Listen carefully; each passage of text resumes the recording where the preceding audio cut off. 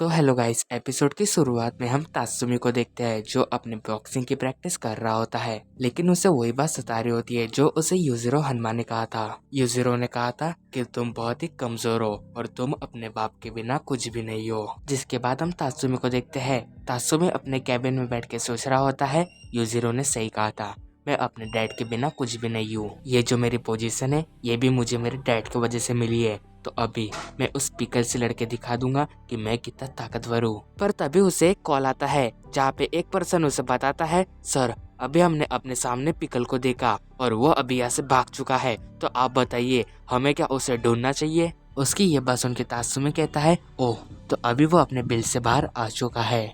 फिर तात्सुमी एक मीटिंग बुलाता है जहाँ पे वो सारे कुंफू करने वाले मास्टर को बुलाता है। वो उन सबको बताता है, तो आप सब जानते हो कि हमारे मास्टर रेस्सू को इस पिकल ने जख्मी कर दिया है, तो अभी हमारे पास एक मौका है अपने मास्टर का बदला लेने का, और ये पर्सन अभी खुलेआम इस सिटी में घूम रहा है, तो जल्दी से जल्दी इसे ढूंढ के इस पे हमला करना है। फिर इसके बाद सीन शिफ्ट होता है और हम देखते हैं कि एक पर्सन पिकल से बात कर रहा होता है। वो उसे बैला फुसला के अपने पब के अंदर लेके जा रहा होता है। तभी वहाँ पे एक पर्सन आके उसे रोक देता है। वो पर्सन उसे कहता है, ओए तू मेरे दोस्त को किधर लेके जा रहा है। उसकी ये बात सुनकर दूसरा पर्सन कहता है, क्या ये सच में तुम्हारा दोस्त है। तो पहला पर्सन कहता है, हाँ मैं इसका दोस्त हूँ और अभी मैं इसे अपने साथ लेके जा रहा हूँ। फिर इसके बाद हम वापस से तात्सुमी को देखते हैं जिसके पास उसके फादर डोपोरुची आते हैं। डोपोरुची उससे कहता है, क्या तुम सच में उस पिकल से लड़ने वाले हो। तो तात्सुमी हाँ में जवाब देता है। तो डोपोरुची उसे समझाता है,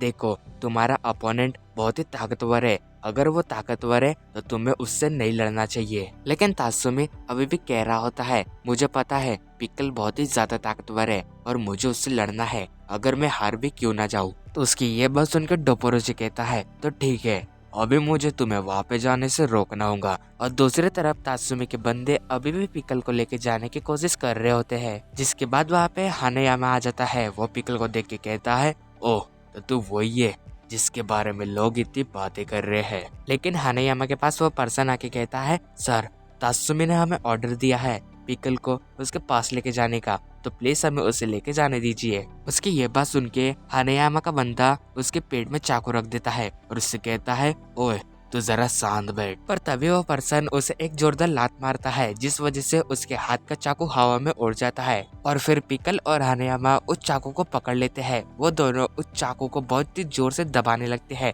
जिस वजह से वो चाकू टूट जाता है। और फिर हम तात्सुमी को देखते हैं जिसने डोपोरुची पे एक अटैक करके उसे बेहोश कर दिया होता है। और वो डोपोरुची को कहता है, मुझे माफ कर दो, मुझे पता है कुंफू में ये मूव करना अलाउ नहीं है, मगर मुझे ये करना पड़ा। जिसके बाद हम वापस से पिकल पे आते हैं जहाँ पे पिकल ने हानेयामा को एक जोरदार पंच मार के दूर फेंक दिया होता है। ये देख के हानेयामा का असिस्टेंट पिकल को मारने की कोशिश करता है, लेकिन पिकल उसका एक हाथ पकड़ के उस हाथ को तोड़ देता है। फिर वो पर्सन पिकल के सामने आता है और उससे कहता है, रुक जाओ, मुझे तुम्हें यहाँ पे और समय तक रोके रखना है। जिसके बाद वो पिकल पे अटैक करने लगता है, लेकिन पिकल उसे एक ही हाथ मार के बेहोश कर देता है। पर उसी वक्त हानेयामा उसके सामने आ जाता है और उससे कहता है, रुक जाओ, जाने की इतनी जल्दी भी क्या है। ये देख के पिकल उस पर अटैक कर देता है, लेकिन हानेयामा इतना ताकतवर होता है कि वो पिकल को रोक देता है। और ये देख के पिकल बहुत ही हैरान हो जाता है। और तभी पिकल को अपने समय का एक डायनासोर याद आने लगता है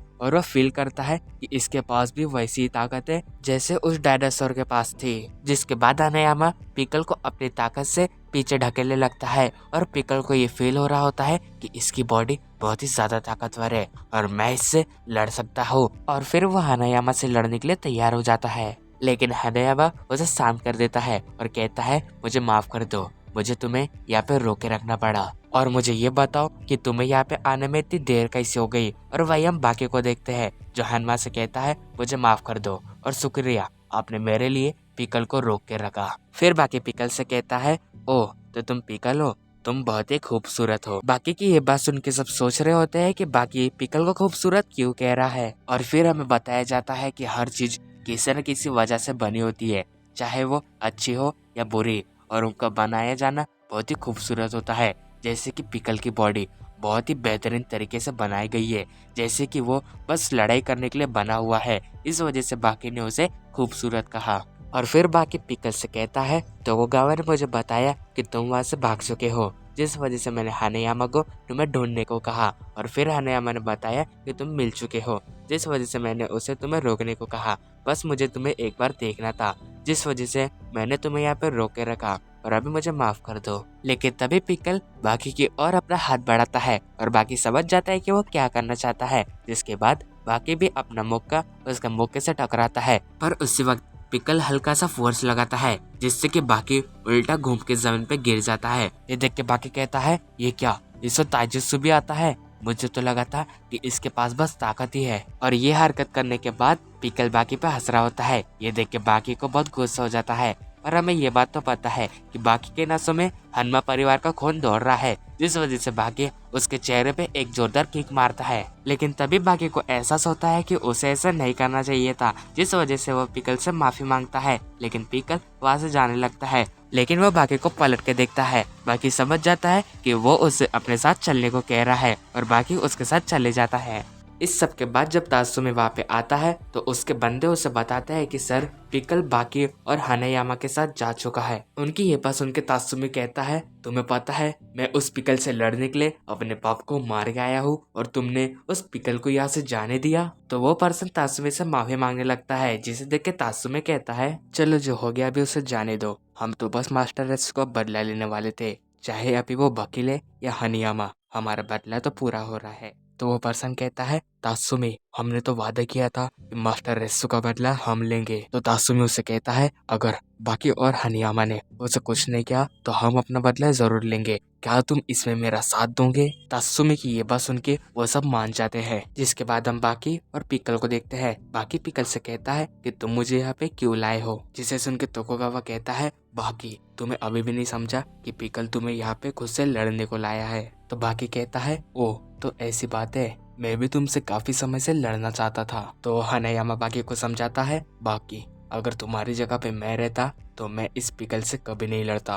हानेयामा की बात सुन के बाकी भी कुछ सोचने लगता है, मगर तभी पिकल बाकी पे अटैक करके उसे बहुत ही दूर फेंक देता है। ये देख के हानेयामा बहुत ही हैरान हो जाता है और वही बाकी की हालत बहुत ही बुरी हो जाती है। और वही हम पिकल को देखते हैं जो बाकी को हराने के बाद नाच रहा होता है। ये देख के तोकुगावा कहता है पिकल नाच क्यों रहा है? तो हानेयामा उसे बताता है पुराने जमाने में अगर कोई किसी को हराता था तो वो इसी तरह अपना जश्न मनाता था, और बाकी को देख के लग भी रहा है कि वह भी नहीं लड़ पाएगा। फिर इसके बाद हम तात्सुमी को देखते हैं जो अपने उंगलियों पे चलने की प्रैक्टिस कर रहा होता है, क्योंकि डोपोरोची ने उसे बताया था अगर वो अपने हाथ की हर हड्डी को मजबूत कर लेते हैं तो वो किसी को भी हरा सकते हैं। और वही तात्सुमी भी सोच रहा होता है अगर मैं खुद को इतना स्ट्रांग बना लूं कि मैं किसी को भी हरा सकूं तो मैं उस पिकल से जरूर लड़ूंगा। लेकिन तभी उसे किसी की आवाज आती है। वो जब अपने पीछे देखता है तो वहाँ पे रेस्सू होता है। तो ताकुमी उसे कहता है मास्टर रेस्सू आप यहाँ पे कैसे, क्या आप अभी ठीक हो? तो रेस्सू कहता है वो बात जाने दो,